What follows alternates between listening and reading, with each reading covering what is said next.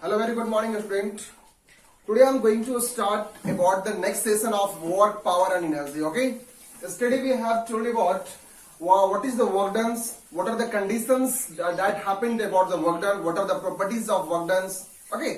कल हम लोग बात किए थे कि वर्क डन क्या होता है, वर्क डन की प्रॉपर्टीज क्या होती है. ठीक है. दूसरी बात हम लोग ये ध्यान रखेंगे कि वर्क डन की जो प्रॉपर्टीज था ये कौन कौन से फैक्टर पे डिपेंड्स करता है. ठीक है. उसके बाद मैंने आपको लास्ट में बताया था कि वर्क डन जो होता है मे बी पॉजिटिव होता है, नेगेटिव भी हो सकता है एंड जीरो भी हो सकता है. कौन कौन सी कंडीशन पे होता है मैंने 3-4 केसेस बताया था आपको. ठीक है. उसके बाद आज हम लोग ये देखेंगे कि सिर्फ वर्क डन का जो रिलेशन होता है ना कि किसके किसके बीच में रिलेशन कैसा है. तो सबसे पहले क्योंकि देखो इस रिलेशन से किसी क्वेश्चंस में है ना कंपटीशन में क्वेश्चन पूछता है. जैसे कि हम लोग आज बात करेंगे रिलेशन बिटवीन जूल एंड अर्ग. सर ये दोनों क्या है. देखिए कल मैंने आपको एक फॉर्मूला बताया था, work done is equal to force dot displacement. Right. अब यहां पे एक मैं आपको बताया था एसआई यूनिट के बारे में. एसआई यूनिट में हमारा ये फोर्स का यूनिट क्या होता है, न्यूटन होता है. एंड डिस्प्लेसमेंट का क्या होता है बच्चों, ये मीटर होता है. राइट. अब यहां पे ये देखना है कि ये न्यूटन मीटर हो गया, लेकिन अगर इसकी कॉमन यूनिट की बात करते हैं तो जूल होता है. क्या होता है, जूल. ठीक है. क्या होता है, जूल. तो क्लास 11th के सीबीएसई में क्वेश्चंस ये पूछता है कि एक जूल को आप डिफाइन कीजिए. सबसे पहले क्वेश्चंस यहां पर डाल देता है एसआई यूनिट से. 1 जूल को डिफाइन कीजिए. Define 1 joule. क्या बोला है, डिफाइन 1 जूल. एक जूल को डिफाइन कीजिए. ओके. तो देखिए एक जो जूल है मतलब कि ये वर्क क्या बना, इसका जूल बना. तो एक जूल बराबर क्या लिख सकते हैं हम लोग, 1 न्यूटन इंटू 1 मीटर. इसका मतलब ये हुआ कि जूल को हम जो डिफाइन करेंगे हम लोग यह कह सकते हैं कि कोई भी ऑब्जेक्ट पे जो फोर्स अप्लाइड हो रही है और ये फोर्स अप्लाइड हो रही है 1 न्यूटन फोर्स अप्लाइड होने के बाद अगर ये 1 मीटर डिस्टेंस ट्रेवल करता हो तो हम बोलेंगे कि ये वर्क डन कितना हुआ है, 1 जूल हुआ है. तो ये डिफाइन आप कर सकते हो. When we applied a force 1 newton on any object and object will change the position with 1 metre that we called as a 1 joule. Right. ये जूल के बारे में आपको मालूम चल गया. सर और भी कुछ हो सकती है क्या, देखेंगे हम लोग बाद में. सीजीएस यूनिट की बात करते हैं. सीजीएस यूनिट की बात करते हैं तो फोर्स का सीजीएस यूनिट क्या होता है, डाइन होता है. क्या होता है, डाइन. DYNE. वो वाले डाइन नहीं, गांव देहात वाले. ठीक है. DYNE डाइन होता है. ठीक है. एंड ये डिस्प्लेसमेंट का क्या हो जाता है, सेंटीमीटर. सेंटीमीटर क्या होता है, सेंटीमीटर. आपको पता है. ठीक है. अब देखो जब हम SI unit of work done की बात कर रहे थे उस टाइम 1 जूल था. कितना था, 1 जूल था. 1 जूल. लेकिन अगर हम सीजीएस में बात करेंगे वर्क डन का तो क्या हो जाता है, अर्ग. क्या होता है, अर्ग. इसको हम लिख सकते हैं अर्ग. अर्ग. ठीक है. अर्ग नहीं, अर्ग बोलेंगे. आई नहीं अर्ग बोल देंगे इसको, अर्ग.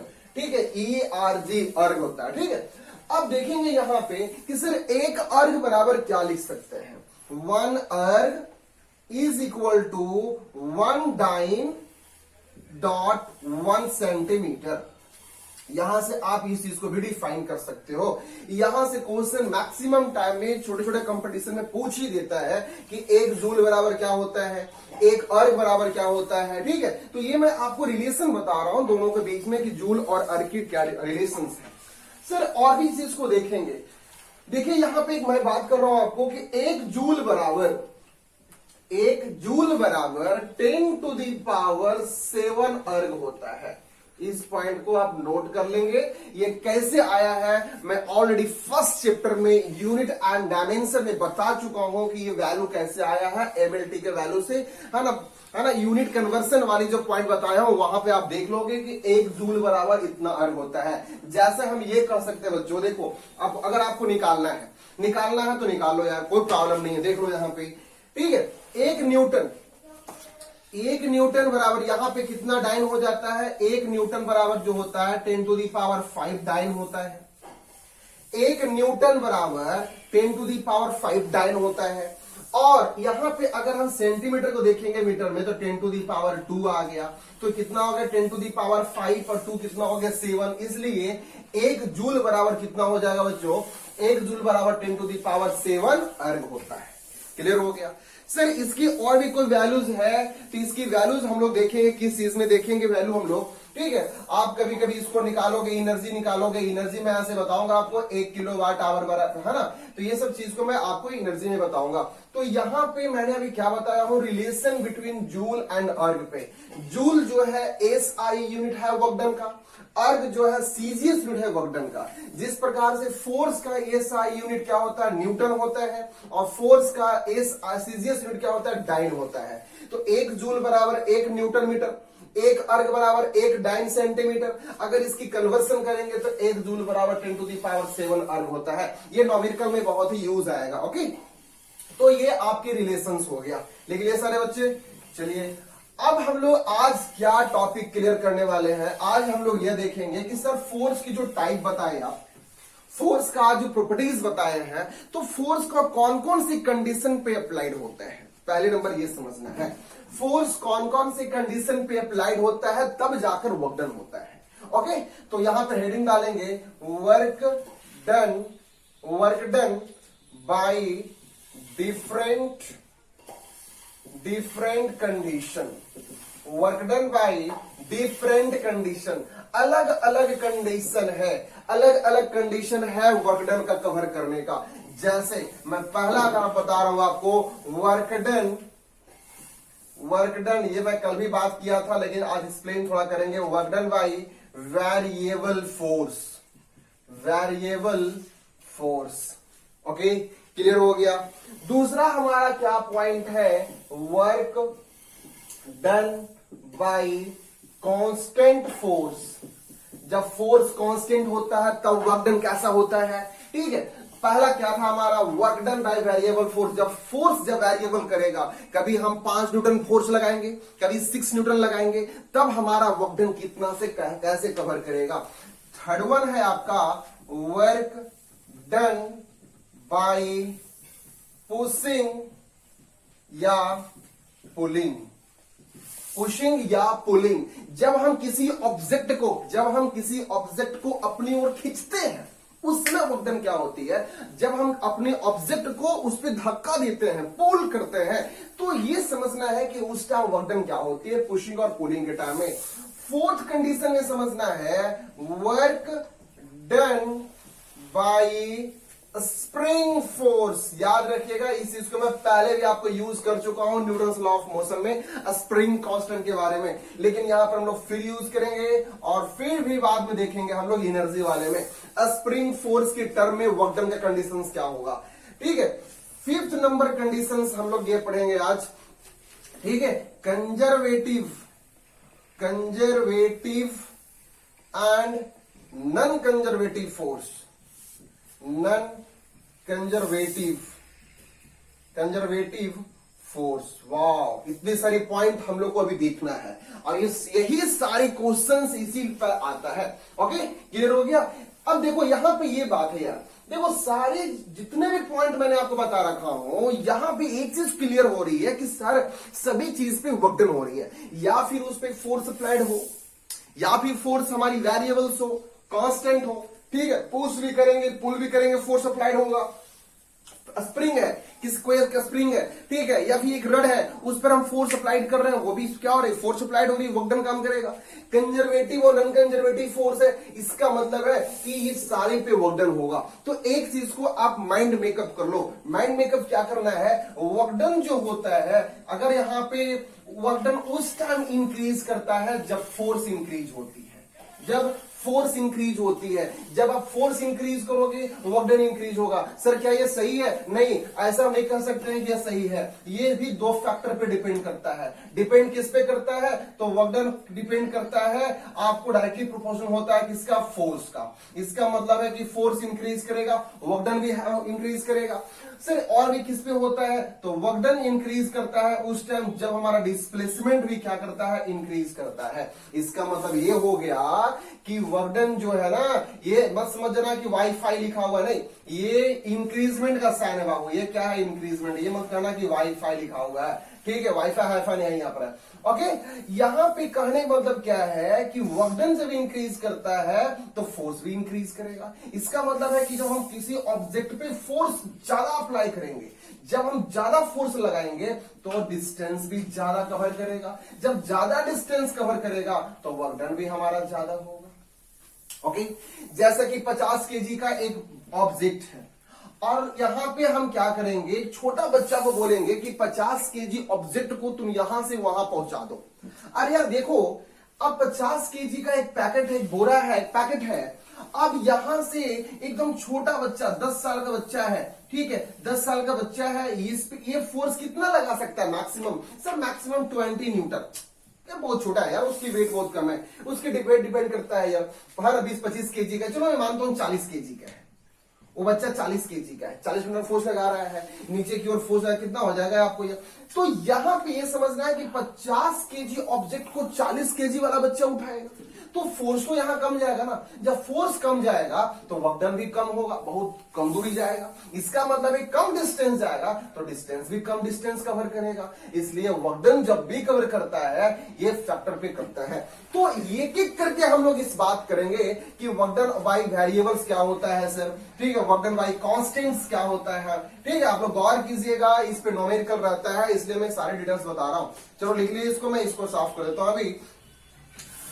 ओके, अब हम लोग बात करेंगे वर्क डन बाय वेरिएबल। एक बात याद रखना, जैसे कि देखो ये आपका एक ग्राफ है बाबू। ओके, ये क्या है? ग्राफ है, ठीक है? ये ग्राफ हो गया, यहां पे ये फोर्स लगी है, ये डिस्प्लेसमेंट है। क्यों बोले तो क्योंकि वर्क डन जब भी कवर करता है फोर्स इंटू डिस्प्लेसमेंट करता है। चलो सर मैं मान लेता हूं ये बीच में हमारा इस प्रकार से कोई ऑब्जेक्ट क्या किया है, वर्क डन काम किया है। मतलब कि कुछ डिस्टेंस इधर गया, इधर गया, इधर गया, तो एक ग्राफ रिप्रेजेंटेशन किया है कि यहां पे वर्क डन कवर किया है, ठीक है? चलिए एक बात यहां ये समझ लीजिए कि फोर्स जो है, ये फोर्स जो है ना, कभी इधर की ओर इतना डिस्टेंस में जब ऑब्जेक्ट गया है तो इतना फोर्स लगाया होगा, ठीक है?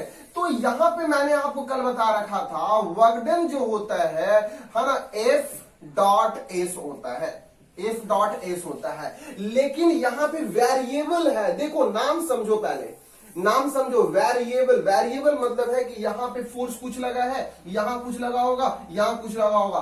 तो हम कैसे पता कर सकते हैं? तो हम लोग क्या करते हैं, स्मॉल अमाउंट ऑफ लेते हैं फोर्स के बारे में कि सर पहले हम इतना निकाल लेते हैं, उसके बाद क्या करेंगे, सारे को हम इंटीग्रेट कर देंगे। इंटीग्रेट का मतलब क्या होता है? एडिशन होता है। क्या होता है? एडिशन होता है। ये मैं बार बार आपको बता रहा हूं। तो इसको मैं क्या लिख सकता हूं, work done is equal to F, यहां पे आ जाएगा आपको डीएस। देखो फोर्स यहां पे तो आपको अप्लाइड हो रही है, लेकिन डिस्टेंस में हम लोग निकाले हैं कितना डिस्टेंस कवर किया है। अगर इसको मैं क्या करता हूं, इंटीग्रेट करता हूं, क्या करता हूं, इसको मैं इंटीग्रेट कर देता हूं, तो यहां पे एक बात समझो आप लोग, ठीक है? ये वाली जो फोर्स है ये दो प्रकार से कवर कर सकता है सर। एक एक्स में भी जा सकता है, वाई में भी अप्लाइड हो सकता है। डिस्टेंस भी जो है एक्स की ओर भी जा सकता है, वाई की ओर भी जा सकता है। चलो बहुत अच्छी बात है। फिर मैंने यहां से क्या फाइंड किया था, F cos theta into S. ये भी आपको याद होना चाहिए सारे चीज को, कुछ भी एक्स्ट्रा नहीं है, बट ये सोचना है कि वेरिएबल कैसे करता है। क्या मैं इसको ऐसा लिख सकता हूं यहां पे, है ना, एक्स वाली जो फोर्स लगी है ये ऐसा भी कह सकता हूं मैं इसको, x I plus Y J plus के, है ना, जेड के। सर ये क्या लिख रहे हो, नहीं समझ में आ रहा? देखो यार ये वाली मैं ऑलरेडी बता चुका हूं वेक्टर फॉर्म में कि एक्स की ओर जब भी फोर्स अप्लाइड होती है तो आई वेक्टर होता है, वाई की ओर जे वेक्टर होता है, जेड की ओर के वेक्टर होता है। तो सर इसमें डिस्प्लेसमेंट में भी तो यही हो सकता है यार, हाँ क्यों नहीं हो सकता है? तो इसको हम क्या करेंगे, D S x I plus D S Y जे, ठीक है, प्लस डी एस जेड के। ये भी डिस्प्लेसमेंट आ गया। अब देखेंगे हम क्या करेंगे, इसको work done is equal to ये वाली फॉर्मूला पर इसको पुटअप कर देंगे तो मेरा क्या बन जाएगा, एक्स आई प्लस यहां पे, है ना, यहां पे एक बात ध्यान रखिएगा, मैं फोर्स लिख रहा हूं बच्चों, तो फोर्स की जगह पे जब आप डिस्प्लेसमेंट को डीएस से इंडिकेट किए हैं तो इसको आप एफ से कर दीजिए, एफ एफ एफ, तो क्या यहां लिख सकता हूं, F x I plus F Y J plus F Z के। कोई प्रॉब्लम, ये सारे हमारा क्या है, वेक्टर में है। डॉट प्रोडक्ट क्या है हमारा, यह D S x I plus D S Y J plus D S Z के। ओके, अब आपको क्या करना है, वेक्टोरियल फॉर्म में सबको क्या करना है, मल्टीप्लाइड करना है। मल्टीप्लाइड करने का मतलब क्या हो गया, इसको इसके साथ कीजिए, ठीक है, एक्स को एक्स के साथ, एफ एक्स आई, और ये क्या हो गया, D S x I plus F Y J into D S Y J. Clear हो रहा है, प्लस एफ जेड एक्स, ठीक है। अब यहां पे क्या आएगा, एफ जेड के हो जाएगा ना, के, और यहां हो जाएगा डी एस जेड के। अब देखिए यहां पे आप एफ है डी है, एफ है डी है, एफ है डी है, मतलब कि जब एक्स की ओर भी वेरिएबल्स है, वाई की ओर वेरिएबल्स है, जेड की ओर वेरिएबल्स है, ये हमारा क्या निकल गया, वेक्टर निकल गया। मैंने कल इस पे क्वेश्चंस बताया था, कभी भी क्वेश्चंस दे सकता है। क्या क्वेश्चंस है, यहां गौर कीजिएगा। एक आपको सीबीएसई नीट का क्वेश्चंस है, सीबीएसई नीट का क्वेश्चंस है यहां पे कि sir F is equal to हमारा दिया हुआ है X I plus 2j, X I plus 2j, X I plus 2j, and यहां पे लिखा हुआ है कौन सा, डिस्प्लेसमेंट डी एस दिया हुआ है। डी एस जो दिया हुआ है ये कितना दिया हुआ है आपको, 2xi plus 4j plus 5k, ये दिया हुआ है। बच्चों यहां पे ये पूछा है कि sir find the variable force on the graphical representation, इस पे आपको बनाना है। तो क्या करना है यार, कुछ भी नहीं, देखो यहां पे x और y की वेरिएबल है। अरे यार फोर्स में z की वेरिएबल्स नहीं है, कोई बात नहीं है, इसमें हमारा z की ओर है, इसका मतलब चलो देखेंगे हम लोग। अब क्या करेंगे, यहां पे ए फोर्स को x डायरेक्शन में और डिस्प्लेसमेंट को एक डायरेक्शन में गुना करेंगे, मल्टीप्लाइड कर लेंगे इसको हम लोग। वाई डायरेक्शन वाला भी क्या करेंगे, ये दोनों में मल्टीप्लाइड कर लेंगे बच्चों। अरे देखो यहाँ पे जेड वाले में फोर्स तो है नहीं, लेकिन डिस्प्लेसमेंट कैसे करेगा, नहीं, ये कंफ्यूजिंग की बात है, इसलिए यहां पे क्या हो जाएगा, थर्ड टर्म में 0 हो जाएगा। तो आपको क्या करना है, इसको इसके साथ मल्टीप्लाइड करना है, इसको इसके साथ मल्टीप्लाइड करना है। मल्टीप्लाइड करने के बाद आपको क्या करना है, आई वेक्टर जब है, आई डॉट आई क्या हो जाता है, 1 हो जाता है, जे डॉट जे क्या होता है, 1 हो जाता है। तो इसलिए यहां से जो आंसर आ जाएगी आपको, तो ये क्या हो जाएगा, ऑप्शन में आ जाएगा। तो ये सारी बात जो था आपको वेरिएबल फोर्स पे था, किस पे था, या वेरिएबल फोर्स पे, जितनी वेरिएबल्स काम करेगा, ठीक है। लास्ट वाले क्वेश्चंस को एक बार देखेंगे, न्यूमेरिकल सेशन में चलाऊंगा लास्ट में, ठीक है, उसमें मैं बताऊंगा आपको कि कैसे इसकी न्यूमेरिकल बनाया जाता है, ठीक है। तो ये गौर कीजिएगा आप लोग। दूसरा जो हमारा ये बात था, दूसरा कौन सी पॉइंट था कि सर वर्क डन जो है, वर्क डन जो है ये कांस्टेंट फोर्स पे कैसे काम करता है, कांस्टेंट फोर्स पे कैसे काम करता है।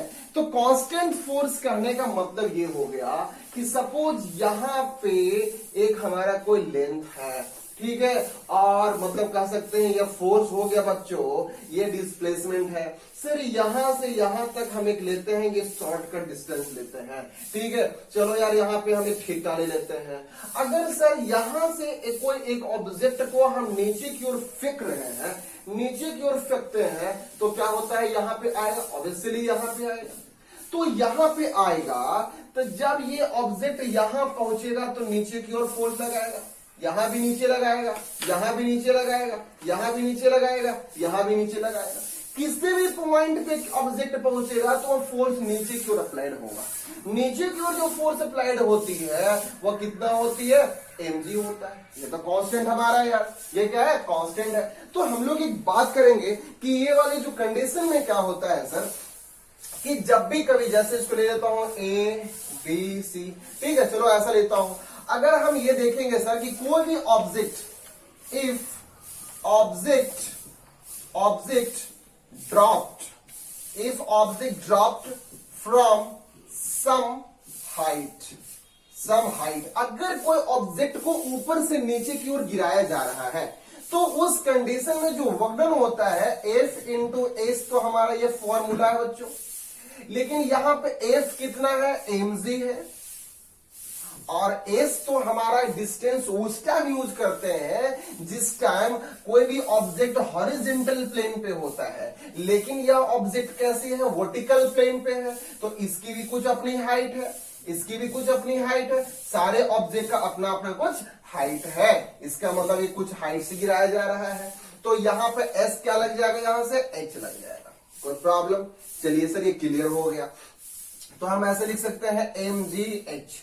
ये किस कंडीशन में है, उस कंडीशन में है जब कोई ऑब्जेक्ट ऊपर से नीचे की ओर गिराया जा रहा है। चलिए दूसरा पॉइंट इसी में रखेंगे हम लोग, इफ ऑब्जेक्ट रिट्राइव्ड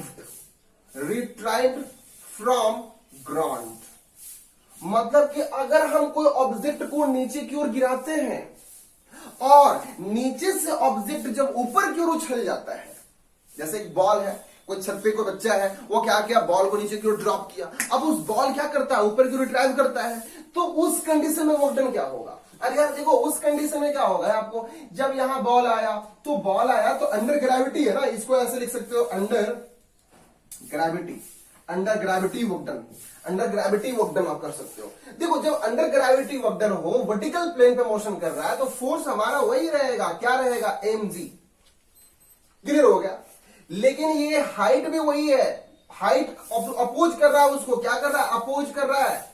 लेकिन यहां एक बात आपको डिफरेंट हो जाएगा, डिफरेंट यह होगा कि ये वाली फोर्स हमारी डाउनवर्ड डायरेक्शन में था और ये वाली फोर्स अपवर्ड डायरेक्शन में है, जस्ट उसको अपोज करता है। जब भी अपोज करता है तो न्यूटन्स का थर्ड लॉ क्या कहता है, every action there is a must equal and opposite reaction. तो यहां पे जब कोई भी फोर्स एक दूसरे फोर्स को अपोज करेगा तो अपोजिंग फोर्स का जो नेचर होता है वो माइनस में होता है। किस में होता है, माइनस में। तो यहां हम वर्क डन ले सकते हैं माइनस, क्या लेंगे हम, यहां माइनस लेंगे। अच्छा ये बात है, लेकिन यहां पे गौर यह है कि फोर्स तो हमारा कांस्टेंट ही है, वर्क डन तो हमारा कांस्टेंट ही है, या ऊपर से करेगा या नीचे से करेगा, बट यहां पे ये होगा सिर्फ अपोजिंग फोर्स के टाइप में क्या हो जाएगा, माइनस हो जाएगा यार। ओके बहुत अच्छी बात है। अब बताइए सर यहां पे कि नेट वर्क डन क्या होगा, net work done by gravity, net work done by gravity, gravity के द्वारा ये वर्क डन क्या होगा। देखो यार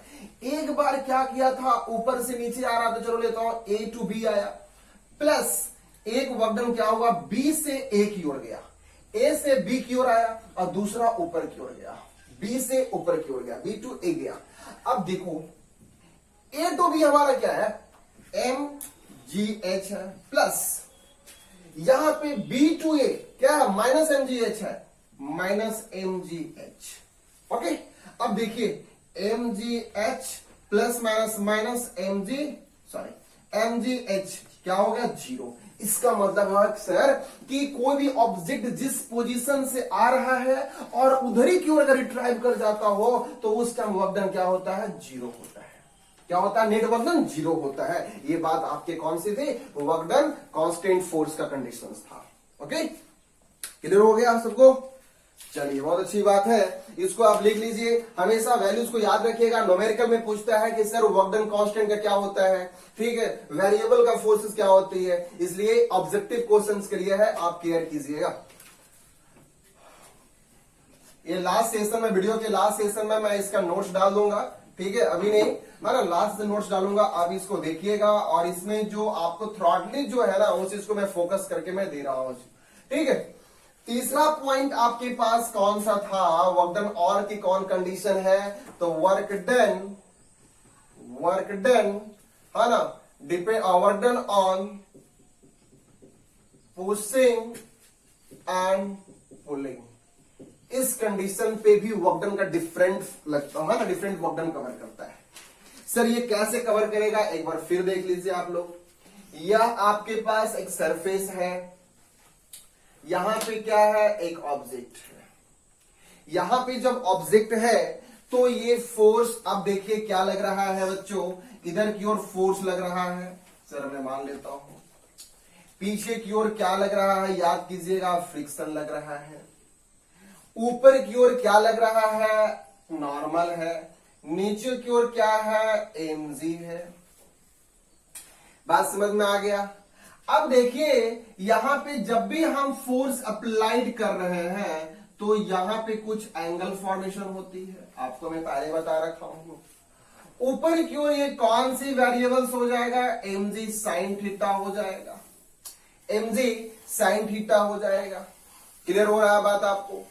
क्या आपको ये वाली बात याद है कि फ्रिक्शन इज इक्वल टू होता है म्यू एन? अगर याद है तो क्या ये भी याद है आपको कि नॉर्मल जो लग रहा है आपको, तो उसके साथ एक फोर्स और लग रहा है mg sin थीटा, तो हम लिख सकते हैं mg sin थीटा। और ये किसके बराबर है यार, तो ये है आपको सर mg के बराबर। चलिए बहुत अच्छी बात है, आपको याद है, याद तो होना चाहिए। ठीक है, ये बात आ गया। और इधर की ओर अब देखिए ये फोर्स लग रही है, तो इधर की ओर कौन सी फोर्स आपका है, F cos थीटा है। इसकी कांस्टेंट क्या है आपको, F cos थीटा है। ठीक है, ये बात हो गया आपको। अब यहां पे एक बात को समझना है, जब F cos थीटा इसको आप ले रहे हो तो इसको भी आप ले लो ना फिर आराम से, mg sin थीटा ये हो गया इसकी अपोजिट में। चलो अब देखेंगे हम यहां पे कि नॉर्मल बराबर मेरा क्या निकल सकता है, तो sir mg minus mg sin theta. चलिए mg minus mg sin theta. ठीक है, अब दूसरा बात हम ये देखेंगे, ये तो आपको निकल गया, ठीक है ना, तो इसको क्या करेंगे हम यहां पे पुट कर देंगे। देखिए जब ये वाली बैलेंसिंग फोर्स था normal plus mg sin theta is equal to mg, तो ये तो बैलेंसिंग था। जब हॉरिजॉन्टल प्लेन पे ये फोर्स हमारा ये लग रहा है, उसकी अपोजिट फोर्स ये है, तो क्या मैं इसको ऐसा लिख सकता हूं, friction is equal to F cos theta, friction is equal to F cos theta, and the friction is equal to क्या है बाबू, म्यू एन है, is equal to F cos theta. बात समझ में आ रही है? चलिए सर यहाँ पे म्यू की वैल्यूज तो मुझे पता नहीं है क्योंकि मैं क्वेश्चंस नहीं दे रहा हूं, थ्योरी बता रहा हूं अभी आपको। एन की वैल्यू पता है, क्या है, mg minus mg sin theta is equal to F cos theta. ये क्लियर हो गया?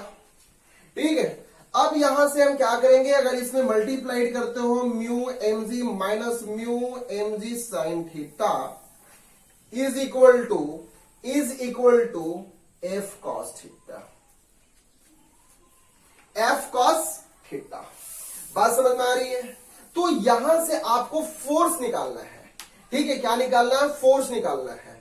तो फोर्स यहां से आप क्या कर सकते हो, फोर्स के लिए आप निकालने के लिए आप यही कर सकते हो कि F is equal to mu mg minus mu mg sin theta divide by cos theta. Okay, cos theta, ये बात समझ में आ गया?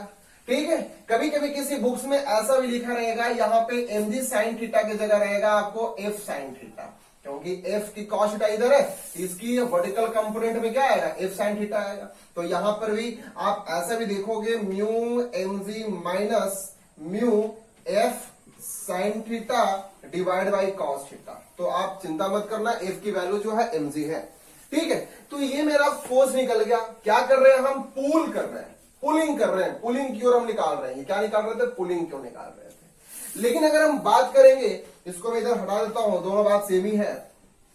अगर हम बात करेंगे पुशिंग का, मतलब कि हम जब धक्का दे रहे हैं किसी ऑब्जेक्ट पे, फोर्स इधर से अप्लाइड कर रहे हैं, तो देखो जब फोर्स अप्लाइड करेंगे तो कुछ हमारा डिस्टेंस भी कवर होगा। अब इस डिस्टेंस को हम लोग डी ले लेते हैं या फिर एस लेते हैं, कैसा भी लोग सर डिस्टेंस लेते हैं। तो यहां पे वर्क डन क्या होगा, work done is equal to F dot D हो जाएगा, या फिर एफ डॉट एस होगा, कुछ भी ले लो यार, जो भी लो एक ही चीज लो, कंफ्यूजिंग हो गया आपकी। ठीक है, अब एफ बराबर क्या आया है, यहां से आप कॉमन अगर आपको लेना है तो कॉमन भी ले सकते हो। क्या ले सकते हो common, mu mg minus 1 minus sine theta divide by cos theta into D.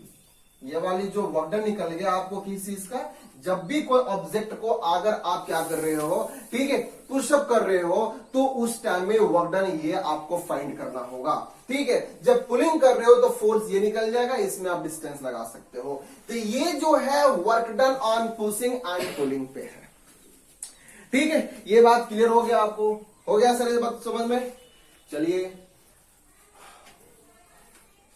Okay, अब ये ध्यान रखिएगा, वीडियो को पॉज कर लीजिएगा, पॉज करने के बाद इसको लिख लीजिएगा और अच्छी तरह से इसको पहले समझ लीजिए कि क्या मैं बता रखा हूं, ठीक है। ये आपको वर्क डन निकालने के लिए, ये देखिए जो भी मैं थ्योरी बता रहा हूं सारे पॉइंट पे एक न एक न्यूमेरिकल दिया हुआ है। एससी वर्मा में देखोगे, एम करी में देखोगे, एनसीईआरटी में देखोगे, ठीक है। ये सभी पे क्या दिया हुआ है, आपको क्वेश्चंस दिया हुआ है, ठीक है। चलिए अब यहां पे हम लोग नेक्स्ट बात करेंगे, 4th नंबर पॉइंट की बात करेंगे हम लोग। किस चीज पे था आपको, work done by spring force, spring force. वाह, ये जो बात है ना यार, स्प्रिंग कांस्टेंट वाली, ये कंजर्वेटिव और नॉन कंजर्वेटिव दोनों होती है। ये कंजर्वेटिव नॉन कंजर्वेटिव क्या होती है मैं आपको बताऊंगा एनर्जी जिसमें पढ़ाऊंगा उस टाइम, बात समझ में आ रही है आपको। लेकिन चलिए हम लोग इसको पहले देख लेते हैं कि यहां पे वर्क डन क्या पढ़ना है। सारी चीज वर्क डन के पास में पढ़ना है। देखिए सपोज हमारे पास एक ऑब्जेक्ट है, इस ऑब्जेक्ट में एक स्प्रिंग लगा हुआ है, ठीक है। स्प्रिंग जो होता है उसकी दो नेचर होता है, एक होता है एक्सटेंशन और दूसरा होता है कंप्रेशन। क्या होता है बच्चों, एक्सटेंशन एंड कंप्रेशन। एक्सटेंशन का मतलब होता है फैलना, फैलना। किसी स्प्रिंग को अगर अपनी ओर खींचोगे ना तो क्या करता है, एक्सटेंड कर जाता है। तो स्प्रिंग को जब अपनी ओर खींचोगे इसका मतलब है कि दोनों माउथ सिस्टम पे क्या करोगे, उसको फैलाओगे। तो जब भी तुम अगर फोर्स बाहर की ओर लगाते हो उस समय स्प्रिंग इस प्रकार से हो जाता है, स्टैंड कर जाता है। इसका मतलब है कि यहां से यहां तक की लेंथ जो हमारा कितना था, x था, अब यहां पे क्या हो गया होगा, तो सर x प्लस x1 हो गया होगा, मतलब कुछ लेंथ इंक्रीज कर गया होगा। तो ये जो टर्म है आपका एक्सटेंशन का टर्म है। लेकिन जब हम कंप्रेशन करते हैं, किसी फोर्स लगाते हैं इनवर्ड डायरेक्शन में, अगर मैं इसी स्प्रिंग पे अंदर की ओर फोर्स लगाता हूं तो उस टाइम क्या होता है, स्प्रिंग जैसा है वैसा एज यूजुअल हो जाता है या उससे भी कम सिकुड़ जाता है।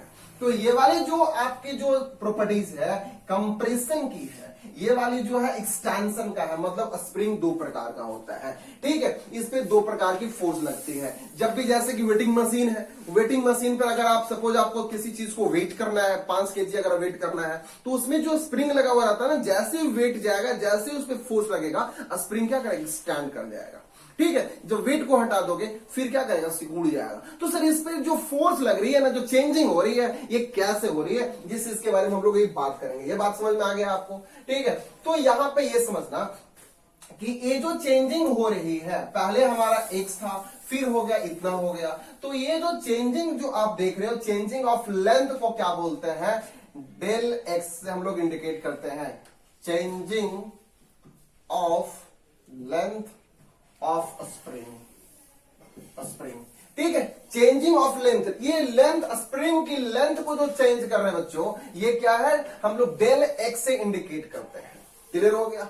डेल एक्स में क्या हो सकता है, ज्यादा कंफ्यूजिंग मत समझो, initial length minus final length. Initial length, मैं एक एक टॉपिक को मैं आपको क्लियर कर रहा हूं, एकदम आराम से समझिए। Initial length minus final length, sir okay, बात समझ में आ गया। देखिए उसके बाद यहां पे जो आप फोर्स लगाए हो, एक्सटेंशन फोर्स लगाए हो, कंप्रेशन फोर्स लगाए हो, तो यहां पे जो फोर्स अप्लाइड हो रही है स्प्रिंग पे, उस फोर्स एक कांस्टेंट फोर्स होता है जिसे हम लोग के से इंडिकेट करते हैं। क्या करते हैं, के से। तो यहां लिख दीजिए, ये के क्या है, स्प्रिंग कांस्टेंट है, स्प्रिंग कांस्टेंट है, स्प्रिंग कांस्टेंट है। पहले एक बार फिर समझो मैं क्या बोला रहा हूं, यहां वर्क डन बराबर फोर्स इंटू डिस्प्लेसमेंट है, और पहले तो मैं लगा रहा था फोर्स, अब लगाएंगे के, अब लगाएंगे के, पहले लगा रहा था एस, अब लगाएंगे डेल एक्स। ये बात समझना, स्प्रिंग में फोर्स एफ नहीं होता है, एक्चुअली फोर्स ही है। कोई भी फोर्स हो, न्यूक्लियर फोर्स हो, है ना, ग्रेविटेशनल फोर्स हो, कोई भी फोर्स हो, फोर्स फोर्स होता है, बट उसकी जो प्रॉपर्टीज होती है डिफरेंट डिफरेंट कंडीशंस पे होता है। तो स्प्रिंग वाली पे जो फोर्स लगता है, के लगता है, उसे के बोलेंगे। के की कुछ वैल्यू होती है अपनी, वो डिपेंड्स करता है कि वो मटेरियल कैसा है, कॉपर वायर है, इंसुलेटेड वायर है, कौन सी वायर है, किस चीज का बना हुआ, जो जितना ज्यादा इलास्टिसिटी होती है। नेक्स्ट वाली जो चैप्टर आने वाली है ना, उसमें मैं बताऊंगा आपको, फ्लूइड एंड मैकेनिक्स बताऊंगा कि इलास्टिसिटी क्या होता है, ठीक है। आप याद कीजिएगा, वो ज्यादा करके सिविल इंजीनियरिंग में ज्यादा यूज होता है, ठीक है।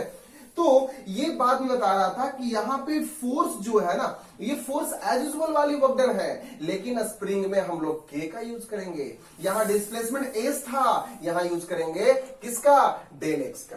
तो क्या सर हम यहाँ पे ये फॉर्मूला ऐसे लिख सकते हैं क्या, वर्क डन बराबर के इंटू डेल एक्स, ये सही है? नहीं, ऐसे नहीं हो सकता है, ऐसे नहीं हो सकता है। ये क्यों नहीं हो सकता है, क्योंकि हम लोग यहाँ पे ये देखिए स्प्रिंग का लेंथ थोड़ा थोड़ा थोड़ा थोड़ा क्या कर रहा है, इंक्रीजमेंट करता है। तो हम लोग क्या करेंगे, फिर से एक्स लेंथ निकालेंगे, डेल है ना, डीएक्स निकालेंगे, उसके डिफरेंशिएट करेंगे, उसके बाद हम लोग उसका इंटीग्रेशन करेंगे, करने के बाद उसको जोड़ेंगे। तो देखिए वर्क डन बराबर क्या हो जाएगा, याद कीजिएगा पहले, ये देखिए ए से बी की ओर गया है, इधर से इधर की ओर खींचे हैं ए टू बी, तो work done on A to B, work done on A to B. क्या मैं इसको ऐसा लिख सकता हूं, के लिख सकता हूं, और यहां पे एक्स, और कितना चेंज हो रहा है, dx, तो ये हो गया आपका dx, एक्स लेंथ था और ये स्मॉल यूनिट लिया है कितना, dx। ठीक है बच्चों, अब इसको क्या करेंगे, इंटीग्रेट कर देंगे। क्या करेंगे, इंटीग्रेट करेंगे। अरे यार ये देखो के हमारा क्या है, कांस्टेंट है, ये बाहर हो जाएगा, क्या बचेगा, x dx। क्या है, आपको इंटीग्रेशन आता है, सभी को आता होगा, मैथ में एक्सपर्ट है। x का इंटीग्रेशन हमारा क्या होता है, x to the power n+1 divide by n+1 होता है। ठीक है, तो ये आपको पता होना चाहिए। ठीक है, अब देखिए यहाँ पे क्या है, के, इसको हम बाहर निकालेंगे, क्या हो जाएगा, x, इसकी पावर 1 है तो 1 पुट अप करेंगे, 1 कितना हो जाएगा, 2 डिवाइड बाई कितना होगा, 1+2, 1/2, और तो dx का x ही बन गया। क्लियर हो गया सर, इसको ऐसे भी लिखा जाता है बच्चों, 1/2 के एक्स स्क्वायर, 1/2 के एक्स स्क्वायर। वाह, क्या वर्क डन का फॉर्मूला आया है स्प्रिंग कांस्टेंट में। अभी तक तो हम लोग देखे थे फोर्स इनटू डिस्प्लेसमेंट, लेकिन स्प्रिंग में जो वर्क डन है वह हाफ के एक्स स्क्वायर है, हाफ के एक्स स्क्वायर है। देखो यार ये किस समय आया है, उस टाइम आया है जब हम इस पे फोर्स लगा रहे हैं ए से बी की ओर। ए वाला हमारा फिक्स है, सपोज मैं मानता हूं ये वाला क्या हमारा फिक्स्ड है, और बी वाले को खींच रहा हूं, तो ए से बी की ओर लग रहा है, ए से इधर से लग रहा है ना, उधर क्यों खिंचा रहा है, तो ए से जब बी की ओर लगाएंगे तो वह हमारा वर्क डन स्प्रिंग में इतना आएगा। सर अगर हम क्या करेंगे, फिर जो हम खींच रहे थे, फिर जो हम फोर्स लगा रहे थे उसको मैं छोड़ देता हूं, तो छोड़ने के बाद फिर भी स्प्रिंग क्या होता है, उधर की ओर चले आएगा जैसा था। जैसे कि तुम्हारे छत पे कभी रड वगैरह देखा होगा, रड पे तुम फोर्स लगाओगे ना, अपनी ओर खींचोगे, उसको छोड़ देने के बाद क्या होगा, एक्सटेंशन होगा, फिर लास्ट में क्या होगा, एज यूजुअल वहां आ जाएगा।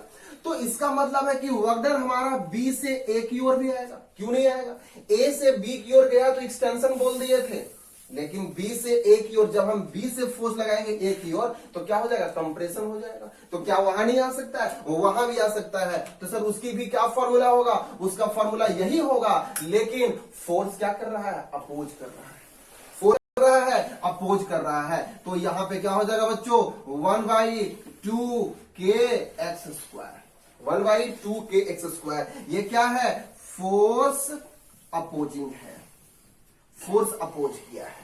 क्लियर, समझ में आ गया, ये वर्क डन का था, समझ में आ गया। इसका मतलब है कि जब भी किसी स्प्रिंग पे हम लोग फोर्स एक्सटेंशन करते हैं, हाफ के एक्स स्क्वायर आता है। जब भी किसी हम उस पे हम कंप्रेशन करते हैं, -हाफ के एक्स स्क्वायर आता है। सर तो ये तो बात वही वाला हो गया, कौन वाले बात हो गया, जो आपको क्वेश्चन बताया था कि नेट वर्क डन 0 होता है, जहां से आया और वहीं चला गया। जैसे कोई व्यक्ति को हम बोलेंगे कि यहां से तुम चले जाओ मुंबई, ठीक है, और मुंबई से फिर यहां चले जाओ, उसको बोलेंगे कितना तुमने वर्क किया हो, तो बोलेगा मैं बहुत काम किया हूं। लेकिन फिजिक्स क्या कहता है, कोई भी काम नहीं किया, क्योंकि डिस्प्लेसमेंट 0 हो गया, डिस्प्लेसमेंट 0 हो गया। ठीक है, जिस पोजीशन से, जिस स्थान से तुम चलना शुरू करते हो और उसी पोजीशन पे फिर यहां आ जाते हो, तो क्या होता है, वर्क डन 0 होता है। लोग ये समझते हैं मैंने बहुत काम किया हूं, लेकिन आप कुछ भी काम नहीं किए हो, आप वर्क डन 0 है, 0 वर्क डन किए हो, कुछ भी काम नहीं किए हो। ठीक है, तो ये बात समझना। तो अब यहां क्या लिख सकते हैं, यहां पे लिख दीजिए, net spring force on net spring force on string, इस स्ट्रिंग पे नेट स्प्रिंग फोर्स कितना हो गया बच्चों, half k x square plus minus minus half k x square, what will be happen, zero. क्या आ जाएगा, जीरो। वाओ, क्या आ गया हमारा, जीरो आ गया। तो ये जो बात थी आपका work done by spring force का कंडीशन था। ठीक है, इसको लिखो, उसके बाद नेक्स्ट टॉपिक बता रहा हूं आपको मैं।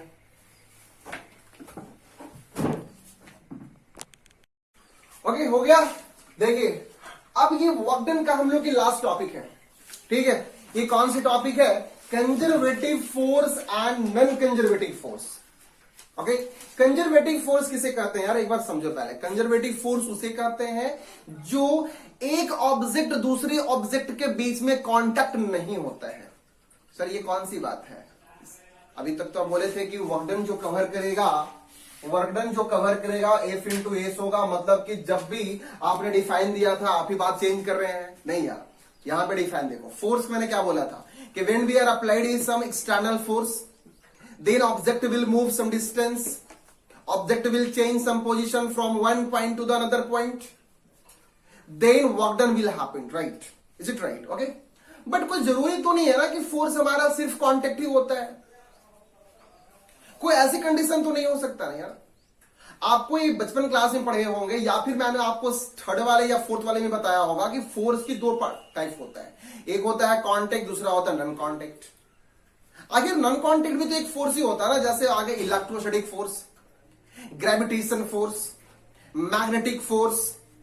ठीक है, ये सब क्या है, नॉन कांटेक्ट फोर्स है। लेकिन फ्रिक्शन फोर्स की बात करेंगे हम, ठीक है, फ्लूइड फोर्स की बात करेंगे, इलास्टिसिटी फोर्स की बात करेंगे, तो ये सब क्या है आपको, नॉन कांटेक्ट फोर्स है, सॉरी कांटेक्ट फोर्स है। ओके, तो यहां पे जब भी कोई ऑब्जेक्ट नॉन कांटेक्ट रहता है ना, उसे बोला जाता है कंजर्वेटिव फोर्स। क्या बोलते हैं उसको, कंजर्वेटिव फोर्स। और जब भी कोई ऑब्जेक्ट एक दूसरे के कांटेक्ट रहता है उसे क्या बोलते हैं, नॉन कंजर्वेटिव फोर्स। तो यहां पे एक बात याद रखना, कंजर्वेटिव का मतलब फिर से याद रखो आप लोग, मैं क्या बोल रहा हूं अभी मैं बताने जा रहा हूं, कंजर्वेटिव फोर्स। कंजर्वेटिव फोर्स का मतलब ही है non contact object. Non contact object, कोई भी ऑब्जेक्ट कांटेक्ट में नहीं होगा। दूसरी पॉइंट यह हो सकती है कि इसमें वर्क डन जीरो हो जाता है। वर्क डन जीरो क्यों होता है, क्योंकि जिस प्लेस से चलना शुरू करता है उसी प्लेस पे आ जाता है। अभी मैंने आपको बताया था work done by constant force, net work done zero था। अभी मैंने बताया था आपको स्प्रिंग फोर्स, वो भी वर्क डन जीरो आया था। लेकिन नॉन कंजर्वेटिव फोर्स में कभी भी नेट वर्क डन जीरो नहीं होता है, ये बात फाइन रखना। लेकिन इसमें कंजर्वेटिव में नेट वर्क डन जीरो होता है, नेट वर्क डन जीरो होता है। ठीक है, ये क्लियर हो गया। सर इसका एग्जांपल क्या क्या हो सकता है, तो एग्जांपल में आप दे सकते हो electrostatic force, magnetic force, gravitational force. ठीक है, ये सब जो कंडीशंस है जिसमें नॉन कांटेक्ट हो रहा है, ये क्या हो गया आपका कंजर्वेटिव फोर्स। सर इसके एग्जांपल जैसा दे सकते हो बाबू, जैसे देखो यहां पे कोई एक ऑब्जेक्ट है, इस ऑब्जेक्ट को लिफ्ट किया गया इस डिस्टेंस पे, बात समझना। कोई ऑब्जेक्ट यहां पे भी है, इसको कुछ एंगल पे लिफ्ट किया गया, बात समझना। कोई ऑब्जेक्ट यहां है और एक क्या कर रहा है, सीढ़ी बनाकर इस प्रकार से आ रहा है। अब ये ऑब्जेक्ट को यहां रखा गया है, देखो बात समझना बात को। ठीक है, या हो सकता है कोई ऑब्जेक्ट यहां है और इस ऑब्जेक्ट को घुमा फिराकर इस प्रकार से यहां लाया गया है। सर ये चारों फिगर में क्या डिफरेंस है, चारों फिगर में एक ही चीज डिफरेंस है, एक ही चीज कॉमन यहां पे है कि सबकी अपनी हाइट है, सबकी अपनी हाइट है। जो भी ऑब्जेक्ट एक दूसरे के पास रखा हुआ है उसकी अपनी हाइट है बच्चों। क्या है, यह हाइट है, ये उसकी मास हो गया, बात समझ में आ रही है। अब देखो एक ऑब्जेक्ट यहां है M1, दूसरा है M2, M2, M1, M1, M2, M1, M2, non contact में है। मतलब कि अगर इसकी बात करते हैं तो एक यहां पे चार्ज है अगर हम बात करते हैं इलेक्ट्रोस्टैटिक फोर्स का, तो Q1 यहां है, Q2 यहां है, ये जब भी अगर आपस में आ जाएगा तो न्यूट्रल हो जाएगा, फिर न्यूट्रल होगा तो कोई फोर्स ही अप्लाइड नहीं होगा यार। ठीक है, अगर यहां बात करते हैं मैग्नेटिक फील्ड का, तो ये हमारे पॉजिटिव पोल्स यहां है, मतलब कि नॉर्थ पोल यहां है, साउथ पोल यहां है। अगर हम बात करते हैं ग्रेविटेशन का, तो नीचे की ओर सारे जो ऑब्जेक्ट है, मास m1 है, मास m2 है, ये हमारा अर्थ की मास है, और ये ऑब्जेक्ट कुछ रखा हुआ है, तो ये मास अर्थ वाला को m1 लेता हूं, कोई ऑब्जेक्ट ऊपर में है, छत पे है, सीढ़ी पे है, तो हम m2 लेता हूं। तो सारी ऑब्जेक्ट देखो तो नीचे की ओर ही तो लगाता है फोर्स। क्या लगा रहा है फोर्स? mg। ठीक है, क्या लगा रहा है यह? mg। क्या लगा रहा है? mg। इसका मतलब है कि अगर हम वर्क डन कर रहे हैं किस पे, वर्क डन हम ये फर्स्ट वाला फिगर, सेकंड वाला फिगर, थर्ड वाला फिगर, फोर्थ वाला फिगर, अगर वर्क डन हम फर्स्ट की निकालते हैं, वहां भी हमारा mgh है। अगर हम वर्क डन निकाल रहे हैं सेकंड वाले की, वहां भी हमारा mgh है। अगर हम वर्क डन निकाल रहे हैं थर्ड वाले का, वहां भी हमारा mgh है। अगर हम फोर्थ वाले का भी निकाल रहे हैं तो वहां भी क्या हमारा mgh है। देख लीजिए, कैसे भी कोई फिगर होगा, सिर्फ अगर हाइट उसकी रह जाएगी और अगर उसकी नॉन कांटेक्ट में ऑब्जेक्ट है, तो उसमें वर्क डन आपकी क्या होगी? यही वर्क डन होगा। क्या होगा यहां पे? वर्क डन यही होगा। अब ये ध्यान रखो कि सर कुछ जरूरी तो नहीं है कि ये वर्क डन हमारा इस प्रकार से काम कर रहा है, mgh सभी पर कर रहा है। क्या ये ऑब्जेक्ट नीचे की ओर नहीं आ सकता है? जब ये ऑब्जेक्ट ऊपर की ओर जा सकता है, नॉन कांटेक्ट में है, तो एक ये नीचे की ओर फोर्स लगा रहा है, तो ये भी उसको अपोज कर रहा है। ये नीचे लगा रहा है, ये भी अपोज कर रहा है। ये उसको भी, इसके भी अपोज कर रहा है। अपोजिंग फोर्स है, न्यूटन का थर्ड लॉ यहां पे लगा हुआ है। तो अपोजिंग फोर्स में जब ऑब्जेक्ट हमारा, हम यहां पे ऑप्शन देते हैं, ए लिखते हैं, यहां पे ए डैश लिखेंगे, यहां A double dash, A triple dash, यहां बी लिखेंगे, B dash, B double dash, यहां बी ट्रिपल डैश। जब हमारा वर्क डन ए बी पे हो रहा है तो इतना है, ए डैश बी डैश पे हो रहा है इतना है, A double dash B double dash पे हो रहा है तो यह है, A triple dash B triple dash पे हो रहा है तो यह है। लेकिन अगर इसी चीज को हम चेंज कर दें कि वर्क डन जो है हमारा, वर्क डन जो है फर्स्ट ऑब्जेक्ट पे बी ए की ओर है, तो माइनस mgh हो जाएगा। अगर वर्क डन हमारा बी डैश ए डैश की ओर है, तो माइनस mgh हो जाएगा।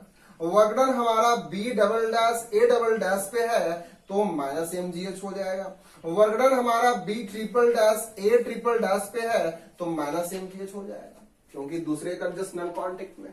हाँ सर, ये बात सही है। तो यहां पे आप सही है तो लगा दो, चिंता क्या करने की बात है। Net work done by conservative force. अब देखो बच्चों, इसको तुम प्लस करोगे, ये इसके साथ में इसको प्लस करोगे, इसके साथ में इसको प्लस करो, इसके साथ में इसको प्लस करो, इसके साथ में किसी के साथ तुम प्लस करो, यहां पे क्या आने वाली है? बड़ा सा लड्डू आने वाला है। मतलब कि क्या आने वाला है? जीरो आने वाला है। क्या होगा? या जीरो होगा। हम यहां कह सकते हैं work done on conservative force पे इज इक्वल टू क्या होता है? जीरो होता है। नेट वर्क डन क्या होता है? जीरो होता है। तो याद रखिएगा, नेट वर्क डन वहां अप्लाइड होता है जब भी वो ऑब्जेक्ट नॉन कांटेक्ट में हो, या फिर ये कह सकते हैं कि आपकी जो फोर्स वहां लगेगी जहां पे एक ऑब्जेक्ट दूसरे ऑब्जेक्ट का हट कर रखा हुआ है। ठीक है, क्लियर हो गया। चलते हैं हम लोग दूसरी पॉइंट पे, नॉन कंजर्वेटिव पे चलते हैं।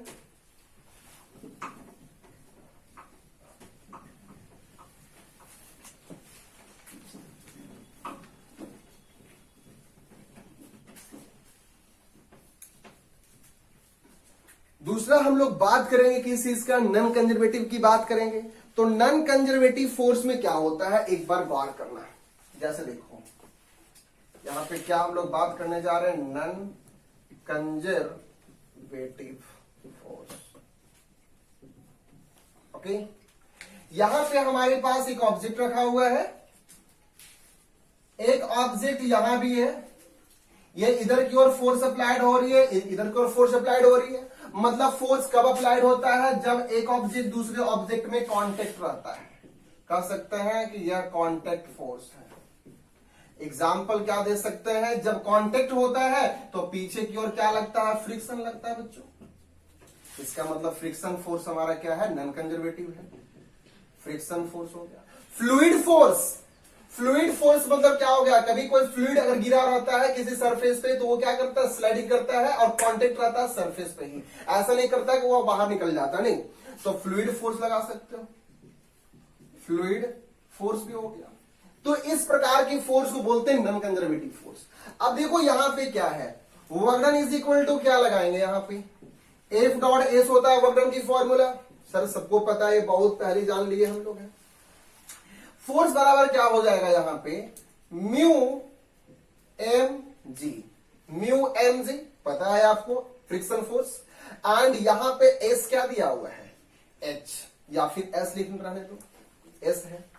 चलो सर अगर हम ये M1 की बात कर रहे थे, अगर हम M2 की बात करते हैं तो वर्क डन फर्स्ट देखें, वर्क डन सेकेंड देखेंगे, एफ डॉट एस, यहां भी हो जाएगा एम जी एस, यहां भी वही होगा, यहां भी यही होगा, क्योंकि यह सरफेस से कांटेक्ट है यार, सरफेस से ये क्या है? कांटेक्ट है, बात बराबर है।